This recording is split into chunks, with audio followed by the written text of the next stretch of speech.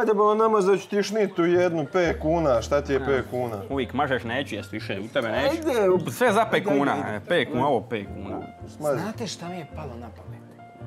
Trebalo bi napraviti igru Thompsonopoli. Društvena igra. Ono video igra. Thompson, Kanter, ne.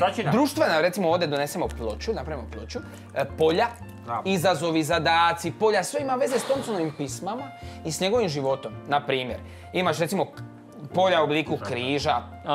Ovo malteški križ. Može, evo malteški križ. I recimo, ne smiješ ići lijevo na križanju staze.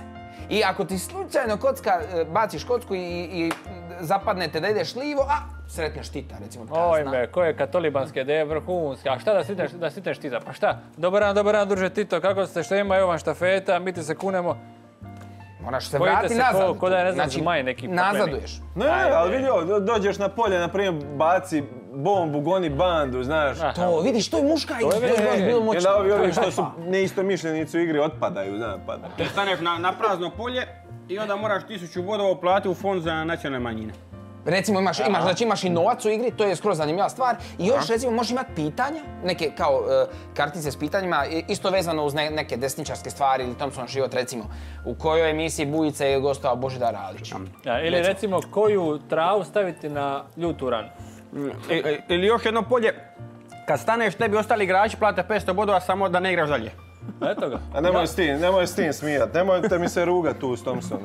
To nije istina, to je insinuacija vaša novinarska, to je neko izmislio. Tko je to dokazao? Sve krivi.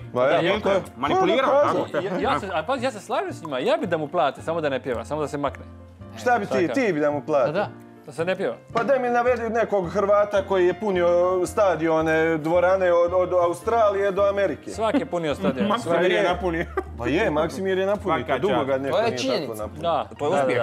Išao je okolo, samo na onim stadionima gdje ga nisu zabranili.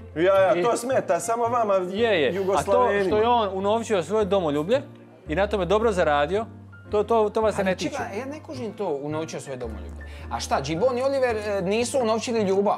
Znači, postoje, ili ne znam, ili golotinja koja se unovčava danas. Domoljublje se ne može unovčiti. Pazi, ne, nego danas imaš neke vrijednosti koje se kao smiju unovčiti, smiju se promovirati, a druge kao ne smiju. Jel Thompson bio u ratu? Pa čovjek nije da piva samo u ratu, on je bio u ratu. On je bio, to je hip-hop.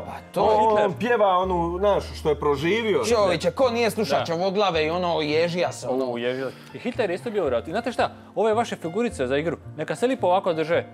Lako može ih uvatiti s njima, lagano ići po polju. Praktično bi bilo, znaš. Ja ne kažem da nekad nema nekih likova na ovim koncertima koji imaju veze s ustašom, ali on nije, brate, stvarno lik se ono, nema veze s tim. I na glagoljici da sve piše.